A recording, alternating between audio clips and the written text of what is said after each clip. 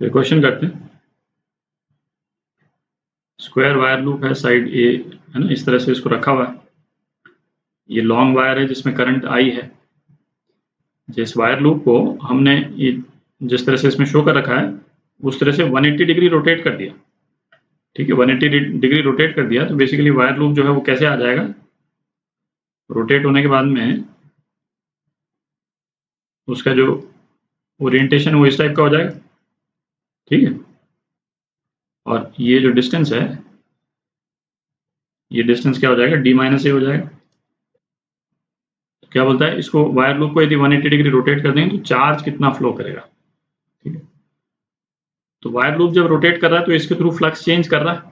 ठीक, flux change और charge के बीच में हमको कोरिलेशन निकालना है। और उसके बाद में फिर हम है ना क्वेश्चन को अटेम्प्ट करेंगे। यदि किसी भी वायर लूप में फ्लक्स चेंज होता है तो उसमें ईएमएफ इंड्यूस होता है, वो इस रिलेशन से है ना, फैराडे लॉ। तो ई को हम क्या लिख सकते हैं, यदि वायर का रेजिस्टेंस जो है वो आर है तो ई को हम आई आर लिख सकते हैं, d five by d t. ठीक है, इसको हम क्या लिख सकते हैं, i d t into r is equal to d five. तो आई डी टी क्या है, इतना चार्ज जो है वो फ्लो करेगा बेसिकली उस लूप में से, वो क्यू हो गया। तो क्यू कितना हो गया, डेल्टा फाइव बाय आर है ना, change in flux upon resistance. तो चेंज इन फ्लक्स निकालते हैं हम। तो जो इनिशियल पोजीशन थी उस टाइम पे इसके थ्रू क्या फ्लक्स जा रहा था, तो मैग्नेटिक फील्ड जो है वो लॉन्ग वायर की क्या रहती है, mu not i by 2 pi r. अच्छा, ये तो अपन एग्जांपल में एक बार कर चुके हैं, तो वो डिटेल करने की जरूरत नहीं है, उसको छोटा सा स्ट्रिप बना करके हमको इंटीग्रेट करना पड़ता है। बेसिकली फ्लक्स निकालने के लिए डिस्कस कर रहे हैं, है ना। एक छोटा सा स्ट्रिप ले लें हम जिसकी विड्थ dx है, और ये स्ट्रिप जो है वो x डिस्टेंस दूरी पे है ना। तो b is equal to mu not i by 2 pi x करके आप इंटीग्रेट कर दें तो सीधा फ्लक्स जो है, फ्लक्स का जो अपना रिजल्ट है उसी को सीधा यूज कर लेते हैं, दोबारा निकालने की जरूरत नहीं। ठीक, तो फ्लक्स कितना आता है ऐसे केस में, mu not I A upon 2 pi L N D plus A upon D. अच्छा, इसमें तो इसको भी मैं फाई 1 बोल देता हूँ।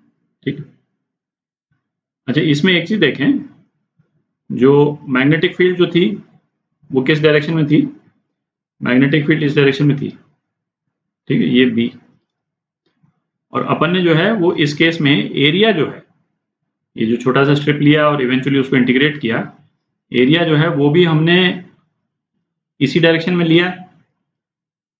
ठीक है, बी तो इस डायरेक्शन में थी, एरिया भी इसी डायरेक्शन में लिया है अपन।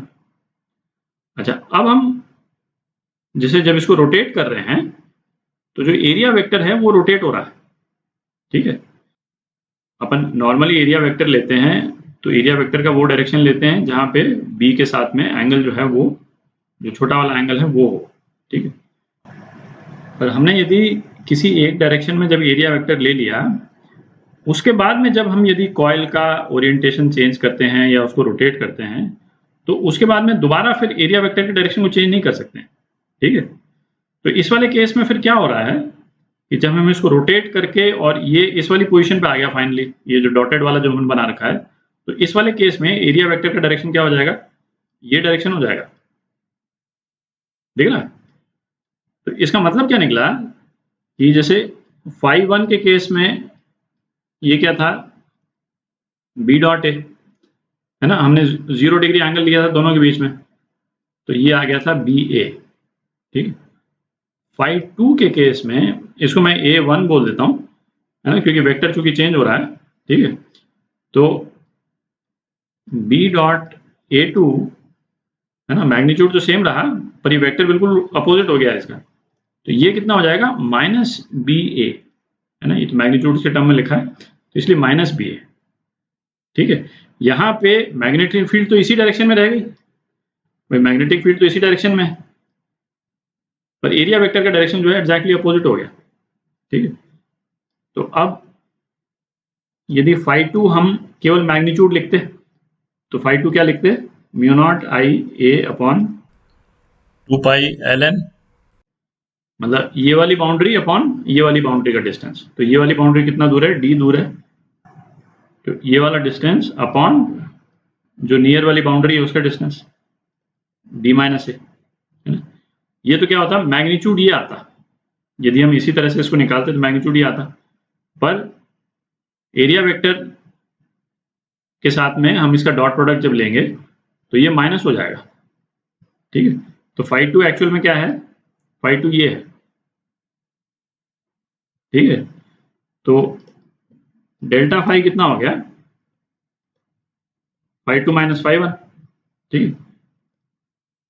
तो ये माइनस को मैं बाहर कर देता हूं, तो mu naught I A upon 2 pi ln d upon d minus A plus mu naught I A by 2 pi ln d plus A upon D, ठीक है। थोड़ी जगह बना लेते हैं।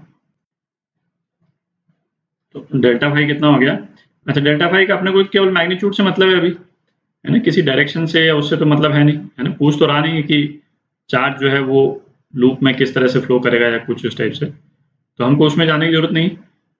तो इसका मैग्नीट्यूड केवल लिख देते हैं। तो मैग्नीट्यूड कितना हो जाएगा इसका, mu naught I A upon 2 pi ln d plus A upon d minus ए, ठीक है। ये मैग्नीट्यूड हो गया। तो चार्ज क्या हुआ, r इंटू डेल्टा फाई, है ना। ये आप डेल्टा फाई यहाँ डाल दीजिएगा, तो ये आपका आंसर हो गया, ठीक। बेसिकली ये आपका आंसर, इतना चार्ज जो है वो इसके थ्रू फ्लो कर जाएगा, ये डेल्टा फाई है, ठीक है। तो ये चीज ध्यान रखें, ये अच्छा इंपॉर्टेंट पॉइंट है कि एक बार आपने एरिया वेक्टर ले लिया, उसके बाद में जब आप रोटेट करते हैं किसी भी कॉइल को, तो उस एरिया वेक्टर के डायरेक्शन को फिर आपको मेंटेन करना जरूरी है ना। फिर वो हो सकता है फिर एरिया वेक्टर कॉइल घूमने के बाद में मैग्नेटिक फील्ड के अपोजिट डायरेक्शन में या किसी दूसरे एंगल पे पहुंच जाएगा, है कि नहीं।